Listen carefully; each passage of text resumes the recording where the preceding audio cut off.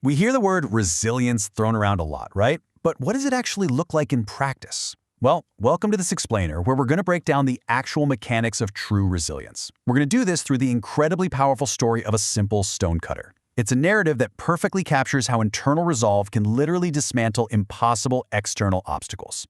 It totally defies logic, doesn't it? How exactly did the weakest man in a village manage to beat the absolute strongest? You know, when we face a massive, unmovable obstacle, our very first instinct is usually just to apply more force, more muscle, more resources. But as we'll see today, raw strength is often the absolute least effective tool when you're up against truly impossible challenges. Part 1. The Stonecutter's Dream. Our story begins in a small mountain village with Daniel, a guy whose harsh physical reality starkly contrasted with his unwavering internal vision. Daniel worked relentlessly under the burning sun, cutting heavy stones. And his daily existence? It was defined by absolute scarcity. We're talking torn clothes, a tiny house, and chronic hunger. But his absolute biggest disadvantage was that he had incredibly weak hands. In a manual labor economy like a mountain village, having weak hands puts you right at the very bottom of the social ladder. By all outward appearances, the guy was completely powerless.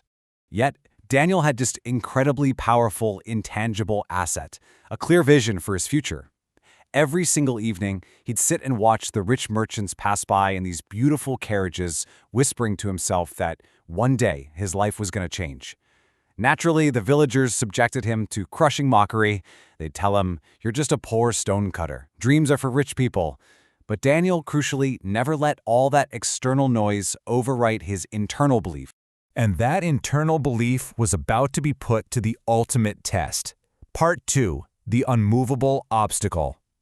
The daily grind of the village was violently shattered one winter, plunging the whole community into a severe crisis. A terrible winter storm completely devastated the area. It destroyed homes and pretty much stripped the people of all their hope. But the absolute biggest crisis?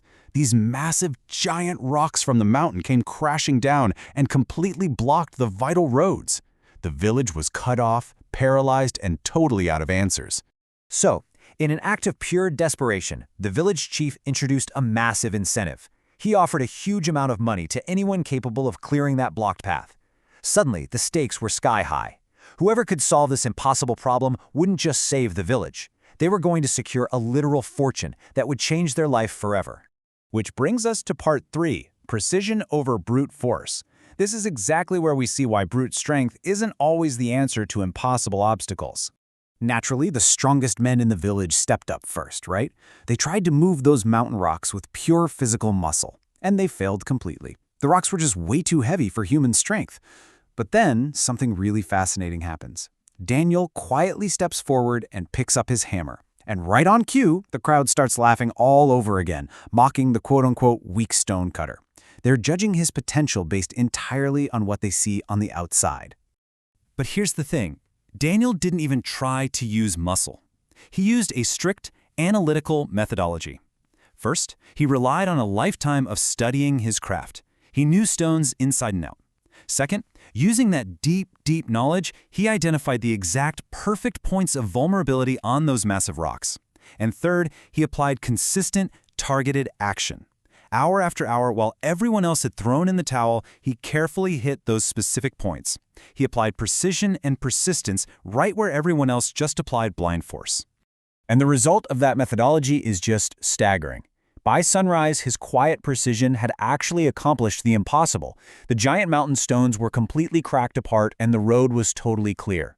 What the absolute strongest men couldn't do with maximum exertion, the quote-unquote weakest man did with strategic, persistent tapping. The entire village woke up and basically stood there in absolute awe. Instantly, the villagers' perception shifted. The old paradigm just broke. For the very first time, they didn't see a poor, weak man in torn clothes. They saw the reality, a master with profound skill, extraordinary patience, and unbreakable determination. Daniel essentially forced the world to see him differently, not by arguing with them, but by solving a problem they all thought was literally unsolvable. So, let's unpack this. Part 4, the anatomy of resilience. Let's deconstruct exactly what this means for us and how this single, crazy night changed Daniel's life forever. Well, the village chief kept his promise and rewarded Daniel very generously. That capital, combined with his newly recognized reputation, acted as a massive launchpad. He started his own stone business. From years of being a poor, mocked laborer, he leveraged a huge crisis on day one, applied his unique skills on day two, and within just a few years, he completely transformed into one of the most respected and successful business owners in the entire region. Years later, a young boy actually asked Daniel the million-dollar question, "What made you successful?" And Daniel gave this incredibly profound answer. He said, "The world saw a poor stonecutter. I saw a man who refused to quit." Daniel's true power wasn't in his hammer, and it absolutely wasn't in his hands. It was his internal self-perception. He simply refused to internalize the identity the world tried to force onto him. Which brings us to our ultimate takeaway from this explainer, a moral that completely redefines the mechanics of success for anyone out there facing really steep odds. Success is not a monopoly held by the physically strongest or the historically richest. It fundamentally belongs to the people who have the endurance to keep striking the stone, finding those weak points, and pushing forward long after everyone else has just stopped believing it's possible. As we wrap up, I want you to look inward for a second. Think about the challenges in your own life right now. Take a page from Daniel's methodology and ask yourself, what unmovable rock are you trying to break with brute force instead of patience? Sometimes, you really don't need to be stronger. You just need to study the problem, find the right angle, and simply refuse to quit.